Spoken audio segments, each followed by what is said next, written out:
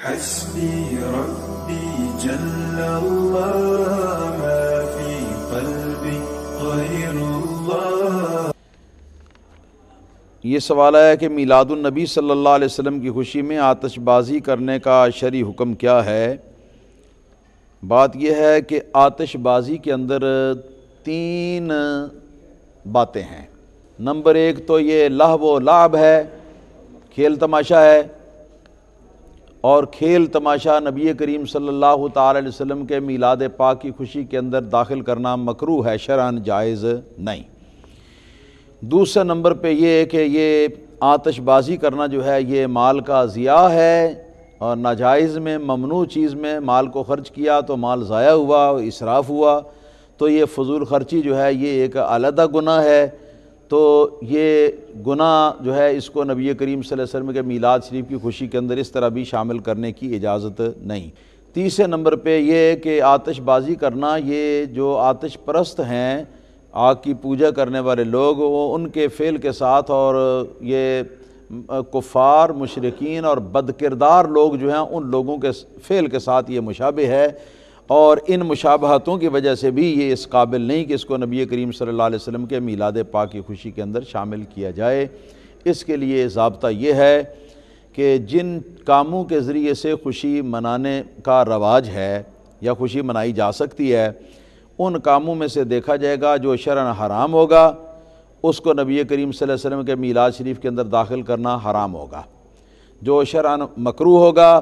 اس کو نبی کریم صلی اللہ علیہ وسلم کے میلاد پاک کی خوشی کے اندر شامل کرنا مکروہ ہوگا۔ اور جو مباح ہوگا، یعنی مباح کا مطلب یہ ہے کہ نہ اس کے کرنے پر کوئی ثواب ہے اور نہ کوئی گناہ ہے،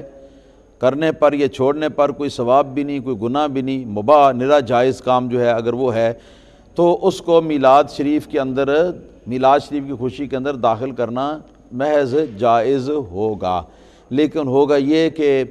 یہ قاعدہ شرعیہ ہے کہ اگر کسی بھی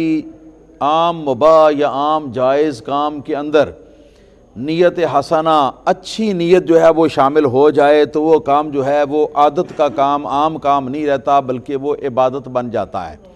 اس لیے جب ایک کام جو شرعاً نرا مباح ہے، نرا جائز ہے، کوئی اس کا ثواب نہیں، کوئی اس کے چھوڑنے کا گناہ نہیں، تو اس قسم کا جو کام ہے وہ کام اگر نبی کریم صلی اللہ علیہ وسلم کے میلاد پاک کی خوشی کی نیت سے اگر اس کو اس میں شامل کر لیا جائے گا تو یقیناً یہ کام جو ہے اپنی اصل کے اعتبار سے تو ایک عادت کا عام کام تھا، ایک عام معمول کا کام تھا، مگر اب اس اچھی نیت کے ساتھ ملنے کی وجہ سے یہ کام درجہ عبادت شامل کر لیتا ہے، درجہ عبادت میں شامل ہو جاتا ہے۔ اور اس کی بہت ساری مثالیں ہیں، جیسے جلسہ کرنا جو ہے یہ مباح ہے، شرعاً جائز ہے، جلسہ کرنا جائز ہے، اس کے اندر نفس جلسہ کے اندر کوئی گناہ یا ثواب نہیں۔ تو اگر کسی نے جلسہ کیا، اس لیے جلسہ کیا کہ تاکہ اس جلسے کے ذریعے سے میں اسلام کی تبلیغ کروں گا، لوگوں کو شرعی احکام سنواؤں گا یا حضور کی نعت سنواؤں گا، یا اس قسم کا کوئی اور نیک کام کروں گا، یا یہ کہ یہ جلسہ کر رہے ہیں نبی پاک صلی اللہ علیہ وسلم کے میلاد شریف کی خوشی میں، تو اب ان نیتوں کے ساتھ مل جانے کی وجہ سے یہ جلسے کا کام جو ہے یہ عبادت اصل میں نہیں تھا، اب عبادت بن جائے گا عبادت۔ اسی طرح جو جلوس ہے، تو جلوس بھی آپ جانتے ہیں کہ جلوس ناجائز بھی ہوتے ہیں، جلوس جائز بھی ہوتے ہیں۔ نفس جلوس جو ہے وہ نرا مباح ہے، تو اس کے اندر اگر کوئی آدمی یہ شمولیت کر لے اس نیت کی کہ بھئی میں یہ جلوس نبی کریم صلی اللہ علیہ وسلم کے ظہور قدسی کی خوشی کے اندر میں یہ جلوس نکالتا ہوں، تو اس نیت کے شامل کرنے کی وجہ سے اب یہ نرا جائز کام جو ہے یہ عبادت کا مرتبہ حاصل کر لے گا۔ اور یہ تمام ان افعال کے بارے میں ہے جن افعال کے اندر